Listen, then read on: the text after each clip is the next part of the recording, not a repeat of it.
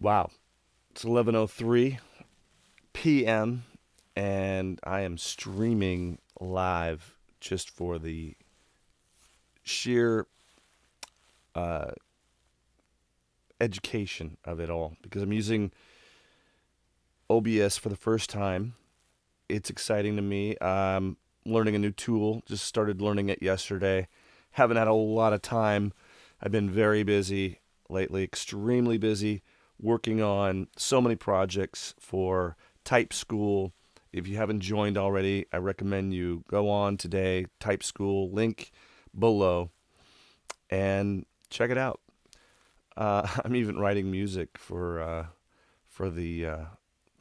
It's just a really cool place. You have to be there. It's like Facebook for MBTI. So I'm aware that there's probably some lag going on here. So I'm going to do a couple of things. I'm going to experiment a little bit. I'm going to make my video capture much smaller, like that. And also, I can give you a little sneak peek of this great interview that Joyce Meng did of me. She was extremely professional, and I'm looking forward to Wednesday when she will be on my show. So she'll be on Club ENTP coming up this Wednesday, and I'll do the amazing opportunity with her to find out more about what makes her tick because she's a very successful YouTuber in MBTI. If you don't already know, she has 10,000 subscribers, and she has a really great base of typologists that follow her. So that'll be fun. My apologies for the lag. I'm actually out in my outer studio. It's a little cold, but I like it that way. And I'm really happy to be here on a Friday night. It's almost a Saturday morning. And I'm not sure if anyone is online right now because I'm not looking. I'm just kind of navigating around this OBS system. It's very new to me, like I just mentioned. Just learned it yesterday. If you can say learning it. ENTPs will learn just so much to get us by, and we will figure out the fundamentals of everything. But that's about as far as we want to go sometimes, just to get the idea out there. So I will give you a little sample I of remember my child's the phone number. This is the awful. So it's great interview it's from both Joyce Meng. positive and She's a negative, very, very cool but person, try and be human with and people as much as you can. I was really Much agreed, pleasantly much agreed. surprised I'm just at gonna adjust her. my it's getting numb because I'm The, busy. this is unedited, so um, yeah, I was really having a great time getting to know her. But let me get this. For instance, I'll transition out of that and bring up some data that I have been mining because I have been really enjoying this ChatGPT and having really incredible moments where I'm learning a great deal about some of the claims that I had made, especially in episode 11, where I posed the question that ENTPs were the funniest type, and this is why, breaking it down in each of the categories. And I would like to do one more in the line of cognitive functions and prove my point that way. And I had a comedian on, this is episode 11, who is Joseph Rogers, doing really well, really happy for him. And had him on, he's an INTP. I had mentioned that I really find INTPs extremely funny. And I caught flack from people in the MBTI community for suggesting that INTPs were funny. Well, look at my data. My data does not lie. First of all, I created a curve, okay? So I did an GPT search on 60 comedians, famous comedians that we're aware of their type, that have been, documented as such. It gave me the list of 60, and then it gave me their types. And out of the 60, 43 of those were extroverts, which I found very interesting. Only 17 were introvert. So it tells me something. But then going further, the ENTPs represented 14 of the 60, which is the highest count. Second only to ENFPs, which are, 7% of the population, over twice as high as the ENTPs.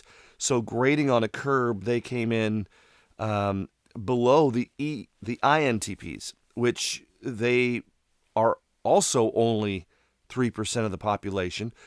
Therefore, it made their grade curve. I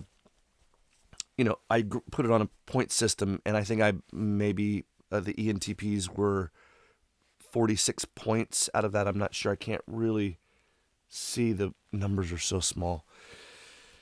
I got to figure that out. But I'm glad that I was able to at least show you that this intuition that I had, that ENTPs represented, or they were more highly represented than any other type in comedy, is actually there's some proof, there's some evidence, and I think that I want to prove when I make a ridiculous claim that if it's something I can prove now, I will. And I also have some other shows that I would like to use this AI and figure out if I was right, or was I wrong, or was I somewhere in between. Anyways, I hope you guys are all doing a really great service to the people that you love around you, and you're not being a complete drag on humanity. And it's always nice to not drag on to humanity. It's a great thing. There's another fun factoid that I've pulled up here, and also, I wanted to make this really cool room, for the Chat GPT theme, since there's some interest in Chat GPT. I made a little studio for that fun, interesting thing. So let's find the facts. Most interested in MBTI are, here they are. Can you believe it? Look who's most interested in MBTI.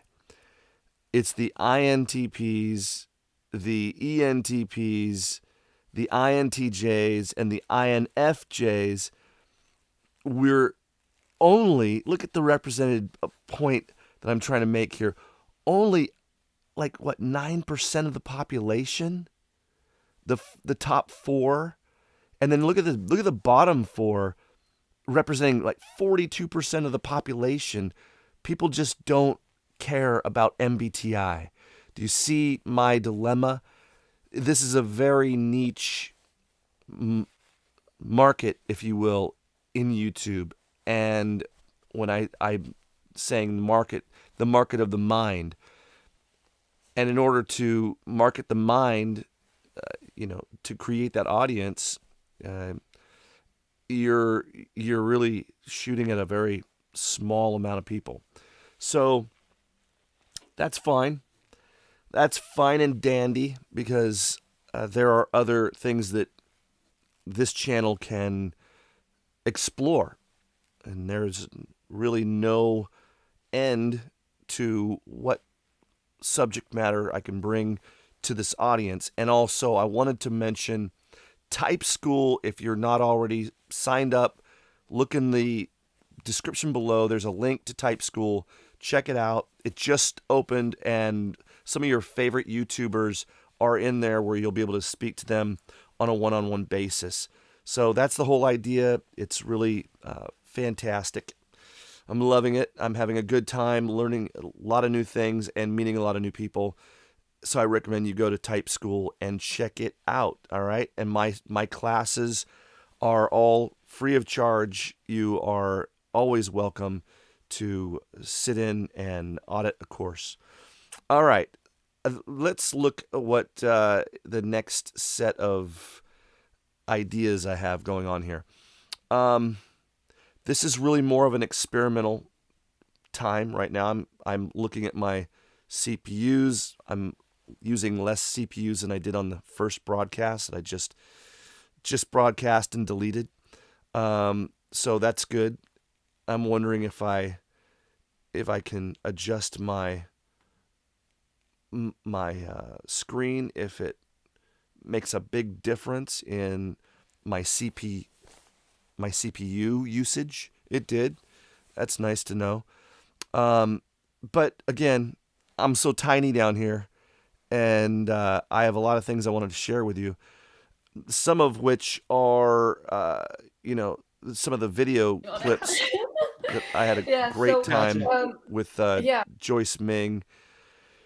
Really fun chatting with her. I'm looking forward to this coming Wednesday doing a nice chat about certain things. I'll be doing a pop question too that will kind of spring it on her. I already warned her ahead of time. But I like to ask people, some provocative questions that they may have never ever thought about. So, but I don't like to ask ahead of time. So it'll be a pop question. That'll be fun. I'm going to check out my YouTube and see if I can spot any activity. I am probably having another warning that's saying that my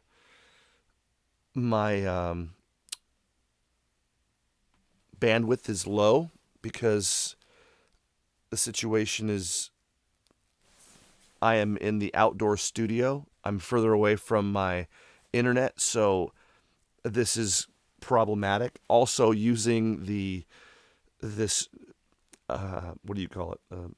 OBS system. It also slows down my internet. So, I may be doing all of my live shows in my indoor studio, and it's just a learning experience, but this was fun for me. I'm not sure if I'm going to keep this. I think I will, perhaps. And meanwhile, I just wanted to say thank you for watching, and also check me out on Type School. It's really fun. I'm writing a song about it.